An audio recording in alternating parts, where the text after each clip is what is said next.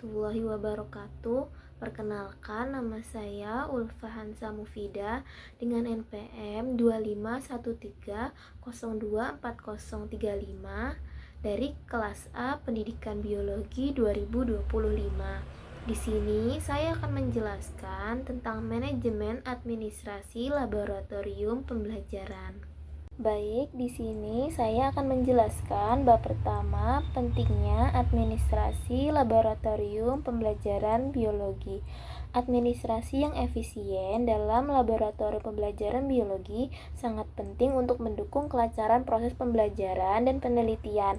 Laboratorium itu berfungsi sebagai tempat bagi mahasiswa untuk melakukan eksperimen yang memungkinkan mereka memahami konsep-konsep biologi secara langsung dan mendalam, tidak hanya teori saja. Dalam pendidikan tinggi, khususnya di bidang biologi, laboratorium itu memberikan pengalaman yang praktis yang tidak dapat digantikan oleh teori semata.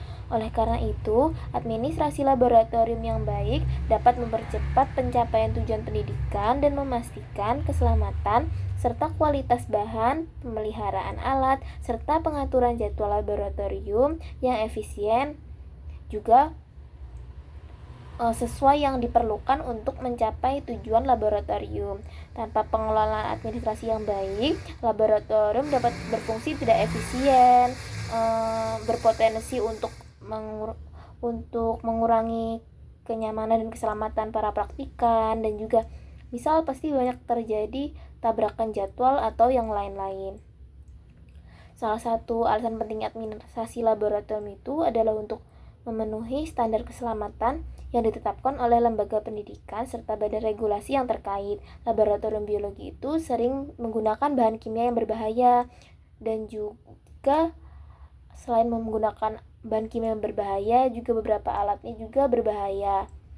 Oleh karena itu harus memiliki prosedur laboratorium yang jelas dan terdokumentasi. Jadi memastikan setiap langkah yang diambil dalam laboratorium, mulai dari penyimpanan bahan, alat, pemakaiannya itu sesuai standar keselamatan, supaya mengurangi resiko kecelakaan kerja, kerusakan alat, dan yang dapat membahayakan para penggunanya. Dalam hal ini, administrasi yang baik tidak hanya mendukung pembelajaran yang efisien, tetapi juga menjaga keamanan keberlanjutan operasional laboratorium. Pengelolaan bahan kimia berbahaya dalam laboratorium itu harus dilakukan dengan penuh perhatian terhadap standar operasional yang ditetapkan. Hal ini didukung oleh penelitian yang menekankan pentingnya prosedur keselamatan laboratorium sebagai upaya pencegahan kecelakaan dan pengelolaan bahan berbahaya. Lalu yang kedua,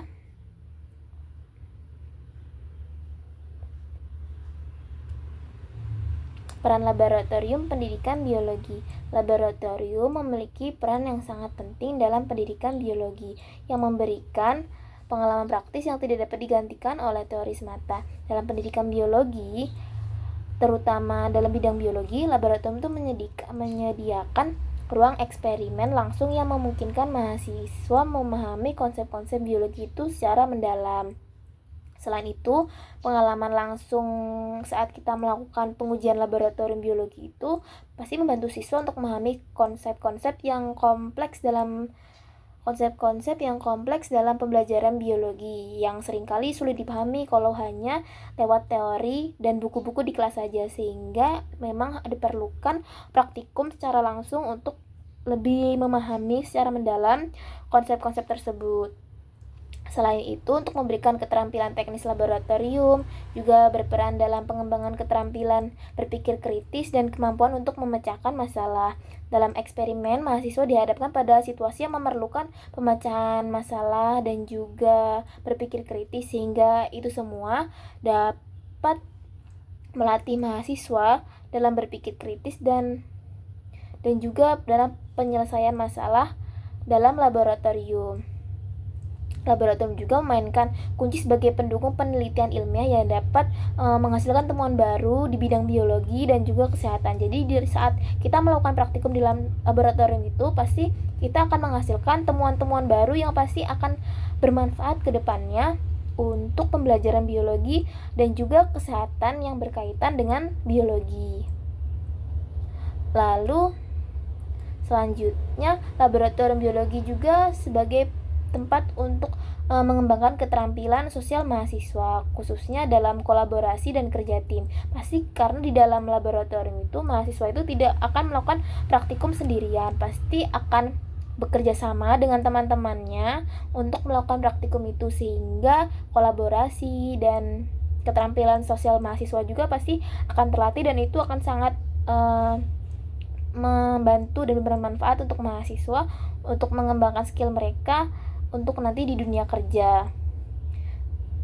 Dan juga laboratorium itu pasti memiliki peran yang sangat penting dalam pendidikan biologi, tidak hanya sebagai tempat eksperimen praktis, tetapi juga sebagai wadah untuk mengembangkan keterampilan berpikir kritis, memecahkan masalah, dan kolaborasi. Baik, selanjutnya bab 2, teori dasar administrasi laboratorium. Yang pertama, definisi administrasi laboratorium. Administrasi laboratorium itu dapat didefinisikan sebagai serangkaian kegiatan yang melibatkan perorganisasian, perencanaan, pengendalian, dan evaluasi dalam pengelolaan laboratorium untuk memastikan kelancaran proses pembelajaran dan penelitian.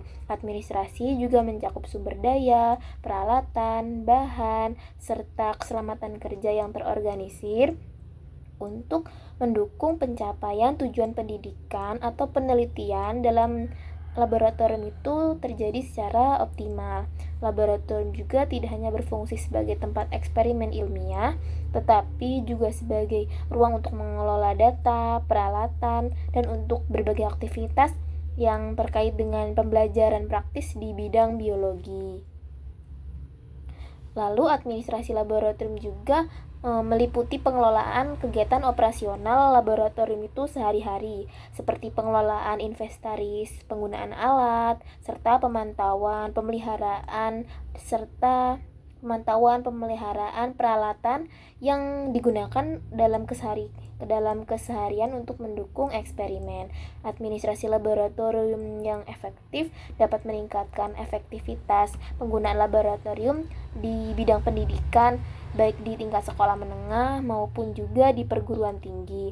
Hal ini penting karena laboratorium biologi itu seringkali memiliki keterbatasan dalam hal ruang, peralatan, sehingga pengelolaan yang baik akan memaksimalkan pemanfaatan sumber daya dalam laboratorium itu sendiri.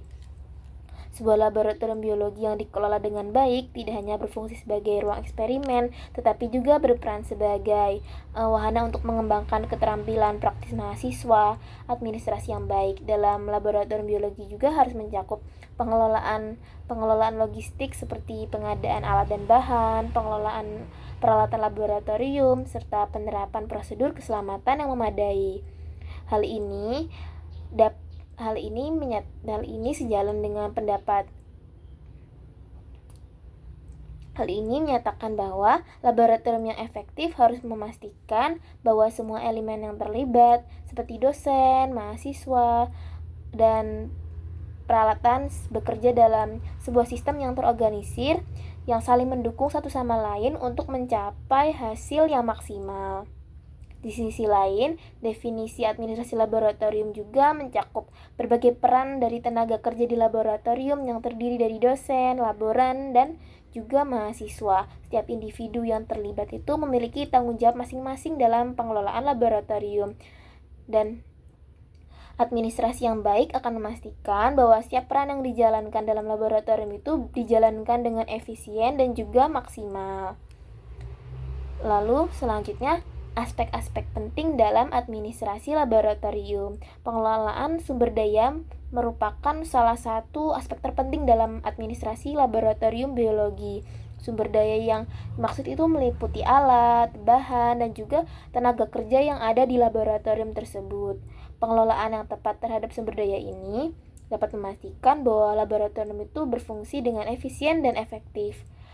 Karena laboratorium biologi itu seringkali memiliki keterbatasan dalam hal ruang, alat. Oleh karena itu, untuk memastikan bahwa sumber daya digunakan dengan bijak, sebagai contoh, alat yang rusak atau tidak dipelihara dengan baik dapat menghambat jalannya eksperimen, sehingga pemeliharaan dan pengelolaan alat itu sangat diperlukan, karena ketika alat yang rusak itu pasti bisa saja ketika dilakukan dalam suatu eksperimen atau praktikum pasti akan menghasilkan hasil yang tidak akurat yang pasti akan berdampak panjang ke depannya.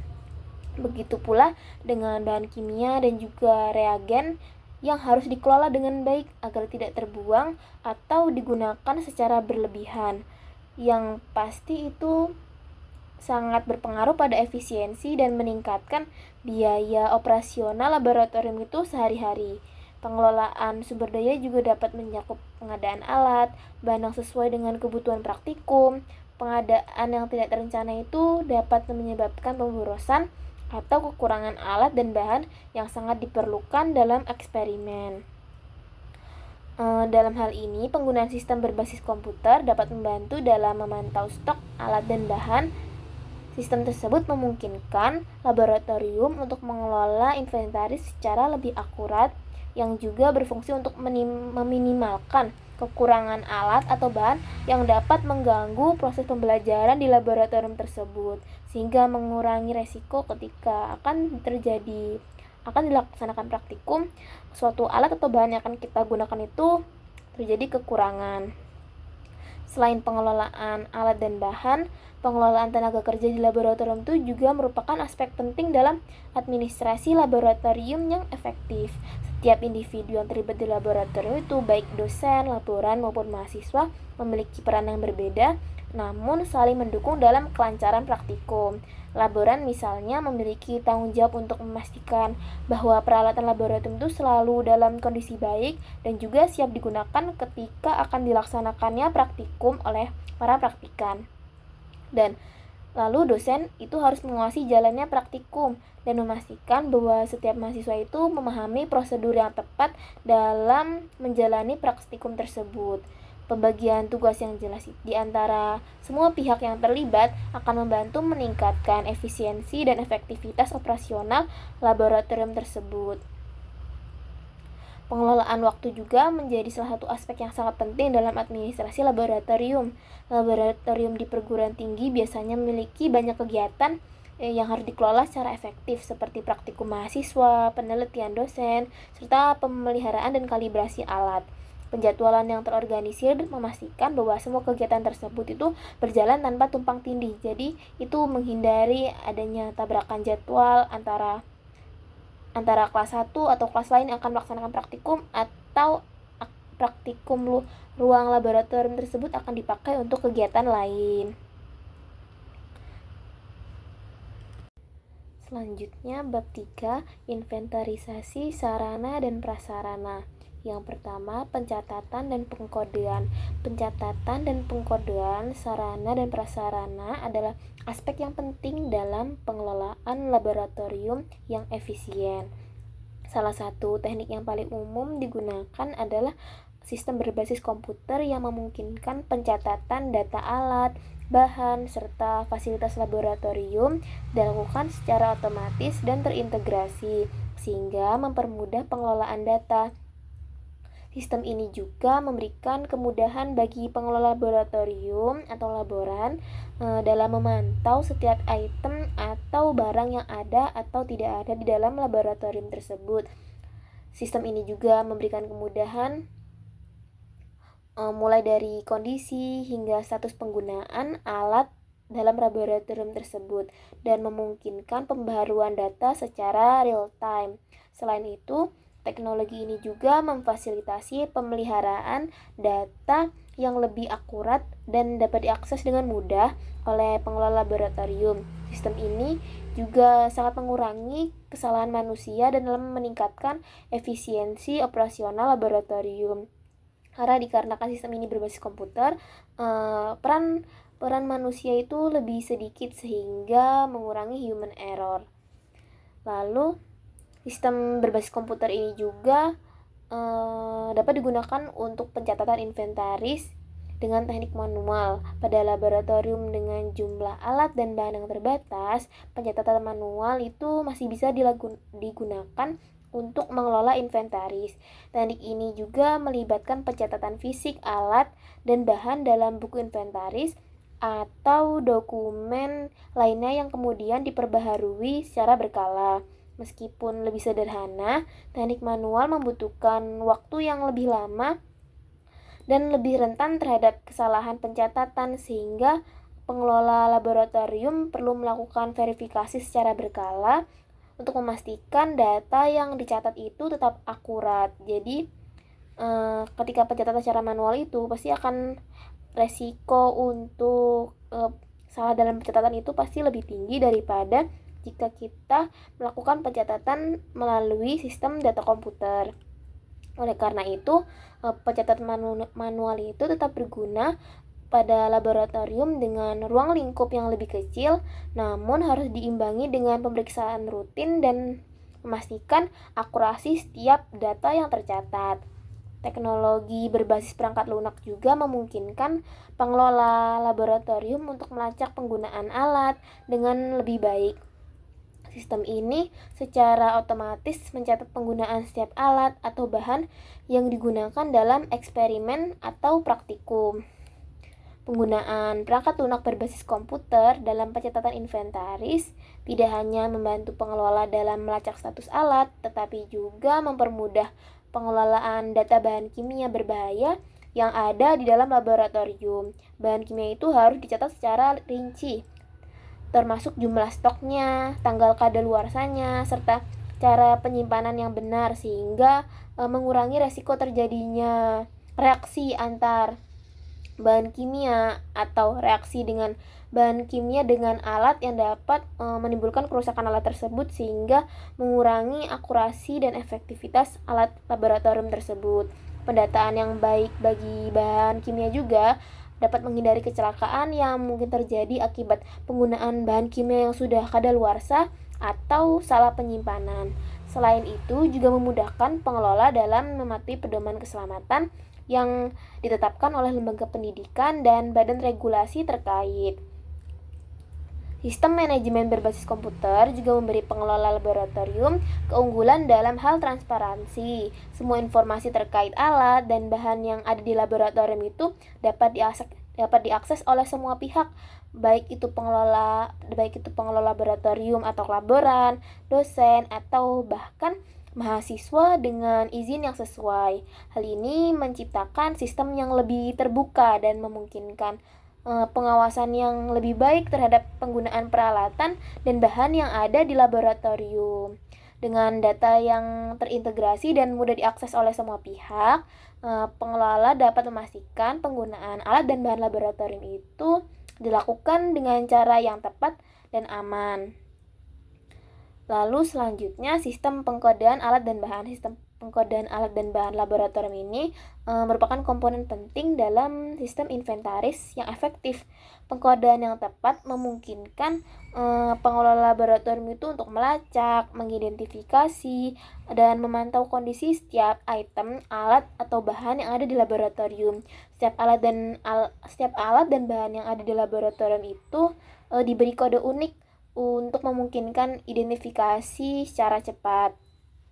Sistem pengkodean ini juga sangat berguna dalam mempermudah alat dan bahan di pengelolaan alat dan bahan di laboratorium serta meminimalkan kesalahan dalam pencatatan. Menggunakan sistem alfanumerik, penggunaan teknologi barcode atau RFID juga semakin populer untuk pengkodean alat dan bahan di laboratorium. Setiap alat dan bahan yang ada di laboratorium dipasangkan dengan kabel barcode atau RFID yang berisi informasi tentang alat tersebut. Ketika alat dipindahkan atau digunakan, kode tersebut itu dapat dipindai untuk memperbarui data inventaris secara otomatis dalam sistem manajemen laboratorium. Pengkodean alat dan bahan juga dapat sangat bermanfaat dalam pengelolaan bahan kimia di laboratorium. Setiap bahan kimia yang digunakan di laboratorium itu harus diberi kode yang jelas dan sistematis untuk memudahkan identifikasi dan pemantauan. Kode yang diberikan itu mencakup informasi tentang jenis bahan, potensi bahaya yang ditimbulkan, dan cara penyimpanan yang aman bahan kimia tersebut. Dengan demikian, pengkodean yang jelas dan tepat sangat penting untuk meningkatkan keselamatan dan pengelolaan bahan kimia yang ada di laboratorium. Lalu selanjutnya ada teknik pendataan kondisi ruang dan fasilitas lainnya. Pendataan kondisi ruang dan fasilitas lainnya itu adalah bagian yang sangat penting dalam pengelolaan laboratorium yang efisien, di mana setiap fasilitas di laboratorium itu diperiksa secara langsung untuk menilai kondisinya.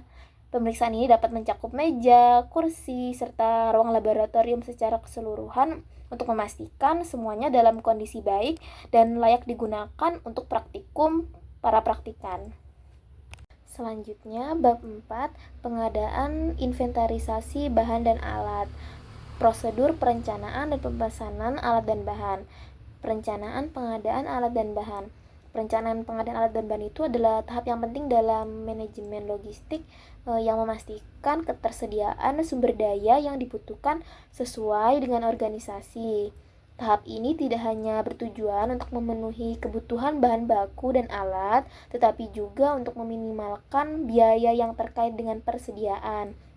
Dengan perencanaan yang matang, organisasi dapat menghindari ketidakseimbangan antara permintaan dan pasokan yang dapat mengakibatkan penurunan efisiensi operasional. Sebagai tambahan, dalam manajemen pengadaan yang efektif, perhatian terhadap kebutuhan spesifik dan kualitas material dibutuhkan sangat penting untuk menjaga kelancaran operasional dan mencegah gangguan rantai pasokan. Dalam perencanaan pengadaan, penting untuk mengidentifikasi kebutuhan alat dan bahan berdasarkan analisis terhadap target produksi, permintaan layanan, serta kondisi stok saat ini. Hal ini seringkali dilakukan dengan pendekatan berbasis data historis yang membantu meramalkan kebutuhan di masa depan dengan lebih akurat. Selain itu, perencanaan pengadaan juga mencakup evaluasi terhadap siklus hidup produk dan alat yang digunakan dalam organisasi. Penggunaan alat yang lebih efisien dan berbasis teknologi dapat mengurangi kebutuhan akan pengadaan yang berlebihan.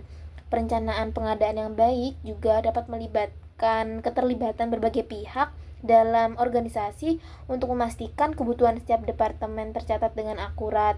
Koordinasi antara departemen produksi, keuangan, dan pengadaan sangat penting untuk menghindari kesalahan dalam perencanaan dan pemesanan. Metode peramalan yang digunakan dalam perencanaan pengadaan alat dan bahan sangat bergantung pada jenis dan tingkat kepastian dalam permintaan. Pemasok juga memerankan peran penting dalam perencanaan pengadaan. Evaluasi pemasok tidak hanya mencakup harga, tetapi juga kapasitas pengiriman tepat waktu, kualitas produk, dan kemitraan jangka panjang. Oleh karena itu, pemilihan pemasok harus dilakukan dengan hati-hati berdasarkan kriteria kualitas, reliabilitas, dan juga biaya. Pada tahap perencanaan, penting untuk mengidentifikasi dan merencanakan cara untuk mengelola resiko dalam pengadaan. Resiko dapat berasal dari faktor eksternal dan internal. Faktor eksternal itu seperti fluktuasi harga bahan baku, perubahan kebijakan pemerintah, atau gangguan pasokan. Setelah kebutuhan alat dan bahan diidentifikasi, langkah selanjutnya adalah untuk menentukan jumlah yang harus dipesan. Penggunaan metode seperti economic order quality sangat bermanfaat dalam menghitung jumlah pesanan yang optimal. Perencanaan pengadaan alat dan bahan itu tidak hanya memperhatikan kuantitas tetapi juga kualitas dan spesifikasi teknis yang jelas dan tepat. Spesifikasi teknis itu merupakan deskripsi rinci mengenai atribut barang atau jasa yang dibeli, mencakup ukuran, bahan, performa, dan standar mutu, dan persyaratan lainnya juga yang harus dipenuhi oleh produk atau pemasok. Spesifikasi yang ditetapkan itu harus ditetapkan secara tepat dalam seleksi bahan, evaluasi penawaran pemasok, serta pelaksanaan kontrak. Sebuah studi empiris menyatakan bahwa spesifikasi pengadaan efektivitas berpengaruh pada posisi terhadap tercapainya prinsip value for money. Penentuan spesifikasi yang tepat harus dilakukan sejak awal perencanaan pengadaan. Spesifikasi yang tidak jelas atau kurang rinci itu dapat menimbulkan biaya tersembunyi seperti pengembalian barang, inspeksi ulang, atau bahkan kebutuhan untuk membeli kembali barang yang harga lebih tinggi. Hal ini tuh dapat merugikan, terutama dalam pengadaan barang teknis atau komponen produksi yang memiliki toleransi kualitas yang sempit. Selain itu, spesifikasi teknis yang akurat juga dapat memperkuat transparansi dan fairness atau proses tender. Peranan spesifikasi juga berkaitan erat dengan kualitas hubungan pemasok. Faktor kualitas ini bukan hanya penting untuk meminimalkan resiko dan kerugian, tetapi juga berpengaruh terhadap kepuasan pelanggan dan performa organisasi secara keseluruhan. Untuk memastikan spesifikasi yang akurat, banyak organisasi juga menerapkan proses pengendalian kualitas seperti First Article Inspection atau FAI, tujuannya pada industri dan manufaktur. Tidak hanya itu, spesifikasi juga membantu dalam perencanaan koordinasi internal antar departemen. Perencanaan pengadaan tidak hanya memperhatikan kualitas, tapi juga kualitas spesifikasi alat dan bahan. Spesifikasi harus ditetapkan secara jelas untuk memastikan kesesuaian dengan standar dan teknis yang diminta. Proses pengadaan yang menggunakan spesifikasi yang jelas, tepat, dan terperinci itu pasti akan menghasilkan barang yang lebih efisien, efektif, dan berkelanjutan. Selain itu, penerapan sistem pengendalian yang baik seperti FAI dapat memperkecil kemungkinan terjadinya kesalahan kualitas dan menurunkan biaya terkait dengan perbaikan atau penggantian barang. Kolaborasi antara departemen, antara pengadaan, teknik, dan kualitas menjadi kunci dalam menciptakan spesifikasi yang akurat dan relevan dengan kebutuhan operasional organisasi. Lalu, analisis kebutuhan alat dan bahan. Analisis kebutuhan alat dan bahan dimulai dengan pengumpulan data historis, penggunaan dengan tren permintaan yang telah menjadi periode tertentu. Data historis itu memberikan gambaran mengenai pola penggunaan yang terjadi sebelumnya, yang sangat penting untuk memperkirakan kebutuhan di masa depan. Seiring dengan berjalannya waktu, yang perusahaan atau laboratorium itu pasti akan lebih mudah mengidentifikasi fluktuasi permintaan atau pola musiman dalam konsumsi bahan dan alat. Salah satu metode peramalan yang sering digunakan dalam analisis kebutuhan alat dan bahan itu adalah moving average. Dengan penggunaan metode ini memberikan estimasi yang lebih sederhana dan efektif dalam situasi di mana fluktuasi permintaan tidak terlalu besar. Peramalan yang akurat juga bergantung pada pemahaman terhadap faktor musiman yang dapat dipengaruhi permintaan alat dan bahan. Misal dalam industri makanan dan minuman, permintaan bahan baku tertentu dapat meningkat menjelang musim liburan atau perayaan tertentu. Evaluasi terhadap hasil peramalan juga perlu dilakukan secara rutin untuk memastikan bahwa metode yang digunakan itu tetap efektif.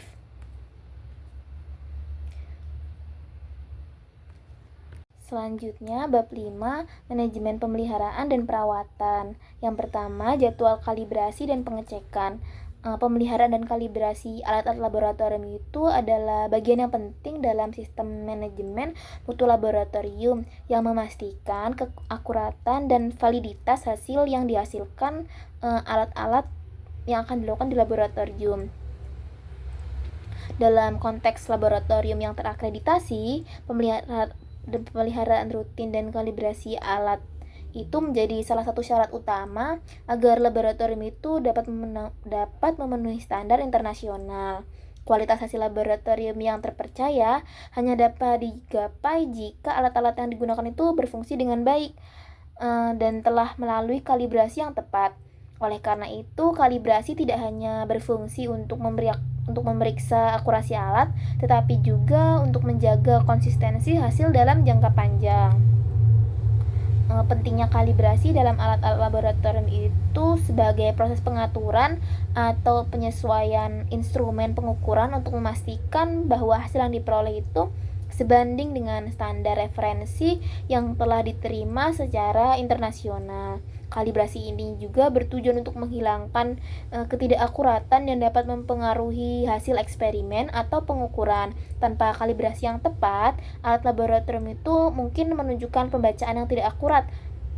Misalnya, alat ukuran tidak dikalibrasi dengan benar dapat eksperimen, misal alat ukuran tidak dikalibrasi dengan benar dapat menghasilkan nilai yang menyimpang dari hasil sebenarnya sehingga menyebabkan kesalahan dalam penelitian atau bahkan keputusan yang beresiko. Oleh karena itu, kalibrasi alat laboratorium itu adalah langkah yang penting dalam memastikan bahwa setiap eksperimen atau analisis yang dilakukan di laboratorium itu memiliki hasil yang valid dan terpercaya. Kalibrasi yang teratur juga penting untuk menjaga standar dan kualitas yang tinggi serta mendukung keadaan hasil penelitian dalam bidang ilmiah maupun industri. Kalibrasi yang akurat itu menjadi faktor utama untuk memenuhi persyaratan akreditasi laboratorium. Ketidakakuratan dalam kalibrasi alat laboratorium dapat mengarah pada hasil eksperimen yang tidak valid yang pada gilirannya dapat mempengaruhi keputusan yang dibuat berdasarkan data tersebut. Misal, dalam farmasi atau bioteknologi, hasil pengujian yang tidak akurat dapat menyebabkan pengembangan produk yang cacat atau keputusan medis yang salah. Lebih parah lagi, ketidakakuratan dalam kalibrasi juga dapat berpotensi menimbulkan resiko keselamatan bagi pengguna alat atau eksperimen yang dilakukan. Oleh karena itu, penting bagi laboratorium untuk memastikan bahwa semua alat kalibrasi dilakukan secara berkala dan sesuai dengan prosedur standar yang berlaku, guna meminimalkan resiko kesalahan eksperimen dan juga keselamatan kerja. Lalu selanjutnya, penyusunan jadwal kalibrasi dan pengecekan rutin. Penyusunan jadwal kalibrasi yang tepat adalah langkah awal dalam memastikan bahwa alat laboratorium itu selalu berfungsi dengan baik. Proses ini itu dimulai dengan identifikasi alat yang memerlukan kalibrasi, diikuti dengan penentuan frekuensi kalibrasi berdasarkan penggunaan alat tersebut. Alat yang sering digunakan atau sangat sensitif seperti alat analisis gas kromatografi atau spektrofotometer harus dijadwalkan dengan kalibrasi lebih sering dibandingkan dengan alat yang jarang digunakan. Penyusunan jadwal kalibrasi juga harus mempertimbangkan umur peralatan, spesifikasi teknis yang tercantum oleh pabrik, serta rekomendasi dari bahan akreditasi. Selain itu, dalam proses membuat jadwal kalibrasi, laboratorium harus memiliki sistem pengingat atau perangkat lunak manajemen laboratorium untuk memastikan bahwa sistem kalibrasi itu dilakukan sesuai dengan waktu atau jadwal yang ditetapkan. Dokumentasi dan pelaporan hasil kalibrasi itu sangat penting untuk memastikan transparansi dan akuntabilitas dalam proses kalibrasi laboratorium. Setiap hasil kalibrasi itu termasuk tanggal, parameter yang diuji, hasil pengukuran, serta ketidaksesuaian ditemukan harus dicatat dengan terperinci. Dokumentasi ini tidak hanya penting untuk tujuan audit, tetapi juga memberikan referensi untuk evaluasi di masa depan. Keadaan hasil laboratorium sangat bergantung pada ketetapan kalibrasi peralatan.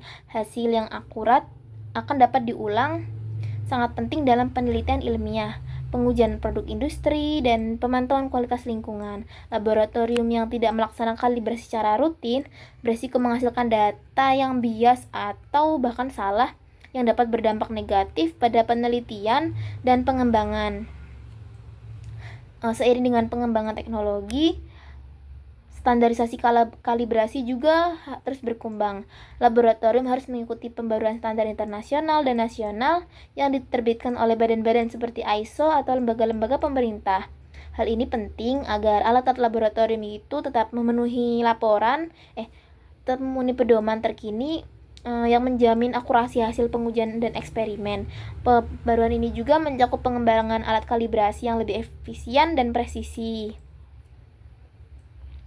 Audit berkala pada sistem kalibrasi itu adalah kunci untuk memastikan bahwa proses tersebut itu berjalan dengan baik dan juga memenuhi standar yang telah ditetapkan. Evaluasi berkala terhadap prosedur kalibrasi dan pemeliharaan alat akan membantu mendeteksi masalah sejak dini dan mencegah potensi atau ketidakakuratan yang lebih serius. Lalu untuk pemeliharaan peralatan laboratorium itu mulai dari perawatan rutin, kalibrasi, hingga perbaikan bila diperlukan. Setiap jenis pemeliharaan itu memiliki tujuan yang berbeda, namun semuanya itu bertujuan untuk memperpanjang usia alat dan mencegah kegagalan alat yang tidak berguna. Sebagai contoh, pemeliharaan preventif dilakukan secara berkala untuk mencegah kerusakan sebelum terjadi, sedangkan pemeliharaan korektif itu diambil ketika alat sudah menunjukkan gejala atau kerusakan. Panduan pemeliharaan berkala untuk peran laboratorium itu ada dua jenis utama pemeliharaan yang harus dilakukan secara berkala. Yang pertama, pemeliharaan preventif dan prediktif. Pemeliharaan preventif itu dilakukan berdasarkan interval waktu tertentu tanpa menunggu alat mengalami kerusakan dan bertujuannya itu untuk mencegah kerusakan secara dini. Dan di sisi lain, pemeliharaan prediktif itu lebih canggih karena dilakukan berdasarkan pemantauan kondisi alat yang berlangsung, menggunakan sensor atau perangkat lainnya untuk mendeteksi potensi kerusakan yang terjadi sebelumnya. Dalam praktiknya, pemeliharaan preventif harus disesuaikan dengan jenis alat dan frekuensi penggunaannya. Pentingnya dokumentasi dalam pemeliharaan alat juga untuk memenuhi persyaratan audit eksternal. Sebagai bagian dari sistem manajemen mutu laboratorium, setiap langkah pemeliharaan mulai dari kalibrasi hingga penggantian komponen harus tercatat dengan baik dan memastikan ketelusuran dan juga transparansinya. Selanjutnya, bab 6, administrasi aktivitas laboratorium. Pendahuluan tentang pengelolaan jadwal praktikum dan penggunaan alat. Pengelolaan jadwal praktikum yang baik merupakan aspek yang penting dalam administrasi laboratorium.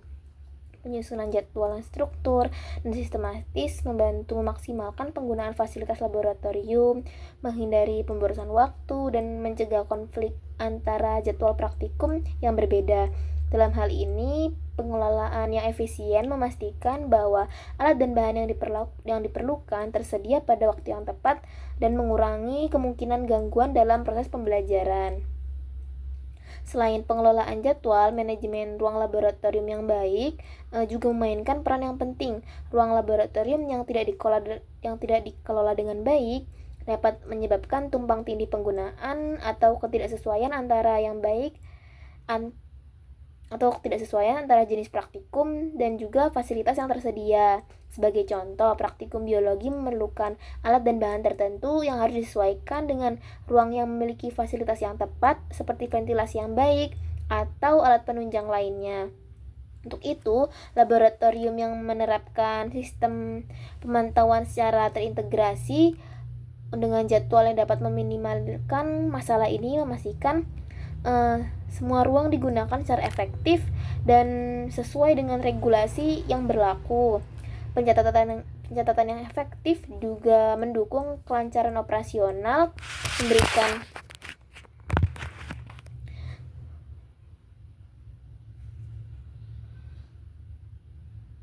pentingnya sistem manajemen jadwal laboratorium biologi itu seringkali melibatkan berbagai jenis eksperimen dan juga jumlah mahasiswa yang besar memerlukan sistem manajemen jadwal yang efisien untuk memastikan kelancaran kegiatan praktikum. Peralatan khusus seperti mikroskop dan analitis genetik yang hanya tersedia dalam jumlah terbatas. Oleh karena itu, sistem manajemen yang baik memungkinkan pengelolaan dan memaksimalkan penggunaan alat dan bahan sesuai dengan kebutuhan praktikum yang spesifik. Dengan adanya sistem manajemen jadwal berbasis perangkat lunak, pengelolaan laboratorium dapat mengatur jadwal praktikum secara lebih fleksibel dan terintegrasi. Sistem ini memungkinkan pengelola untuk merencanakan penggunaan ruang dan peralatan yang lebih efisien serta memudahkan koordinasi antara pengajar dan juga mahasiswa. Dengan demikian, perangkat lunak ini meningkatkan efektivitas operasional laboratorium dan juga memastikan bahwa semua kegiatan praktikum dapat berlangsung sesuai dengan jadwal yang telah ditetapkan.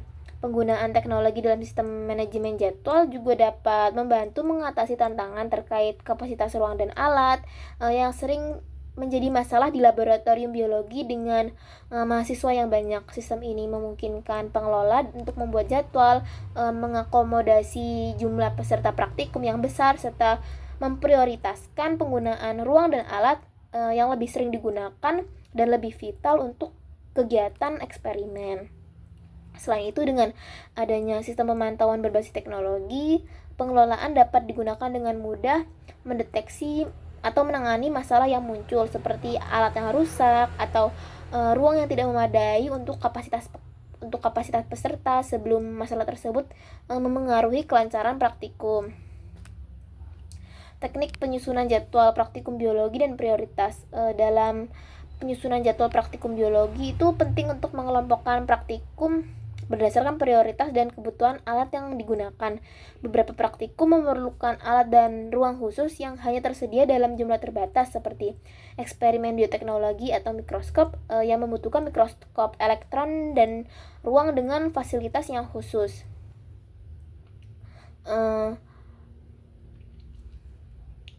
Pengelolaan prioritas dalam penjadwalan praktikum tidak hanya melibatkan ketersediaan alat dan ruang, tetapi juga memperhatikan jumlah mahasiswa yang terlibat.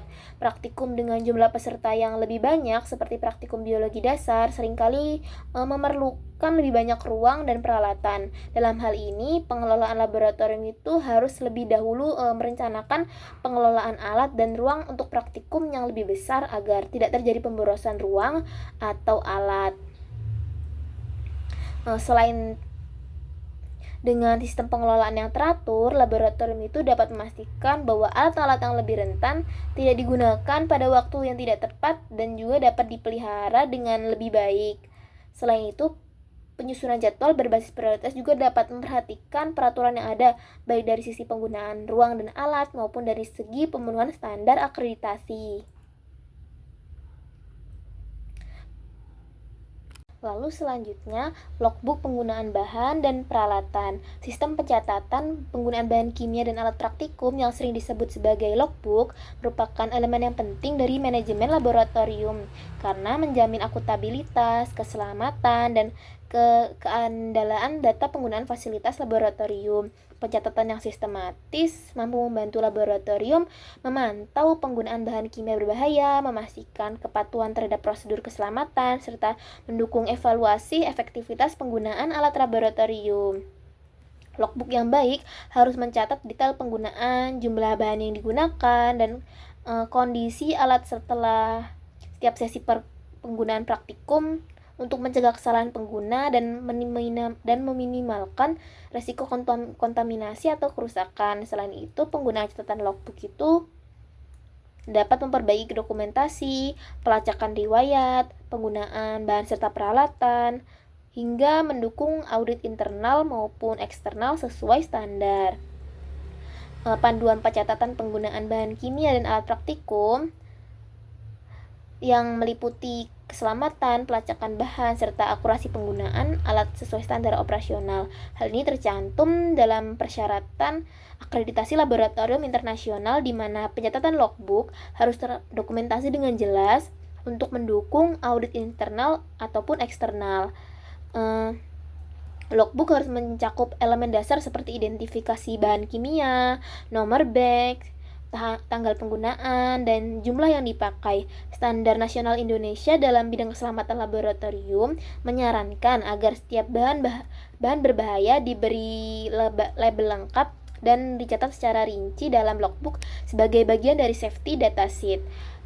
Praktik ini disarankan oleh buku pengelolaan dan laboratorium yang menekankan pentingnya transparansi data dalam pencatatan penggunaan bahan. Selain itu, penelitian dari Environmental Science and Technology menunjukkan bahwa pencatatan Historis bahan dapat membantu laboratorium menelusuri kontaminasi yang tidak diizinkan dan memastikan kepatuhan terhadap prosedur keselamatan. Dalam pencatatan alat laboratorium, selain jenis alat dan tanggal penggunaan logbook, harus memuat kondisi alat sebelum dan sesudah dipakai untuk mengidentifikasi perubahan fungsional dan juga kerusakannya.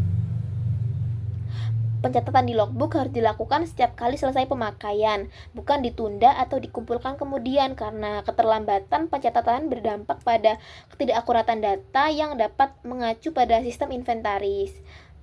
Bahwa setiap kejadian penggunaan bahan harus dicatat secara langsung oleh pengguna sebagai bagian dari tanggung jawab profesional profesional. Logbook harus menjadi alat komunikasi antar pengguna laboratorium.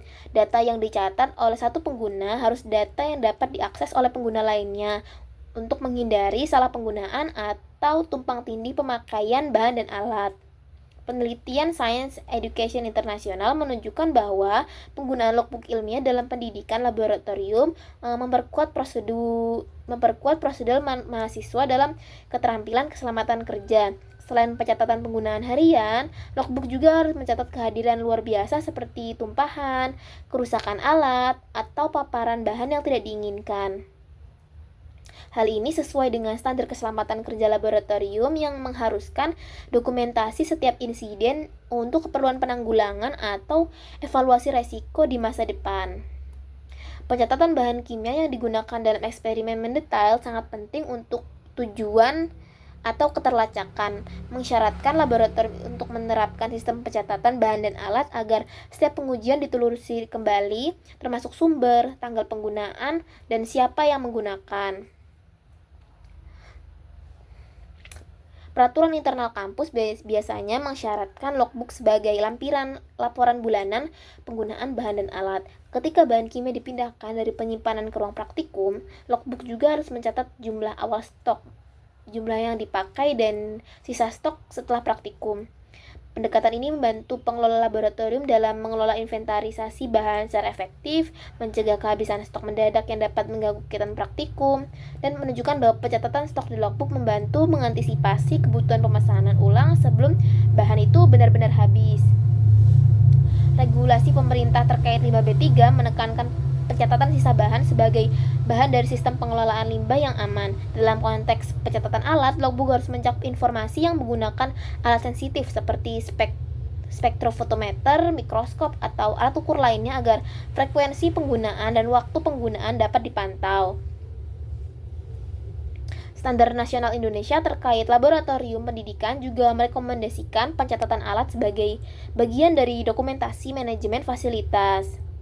Format dan contoh logbook itu merupakan komponen yang penting dalam dokumentasi laboratorium karena menyediakan struktur pencatatan yang sistematis untuk penggunaan bahan kimia dan alat, sehingga mempermudah pelacakan serta audit internal maupun eksternal.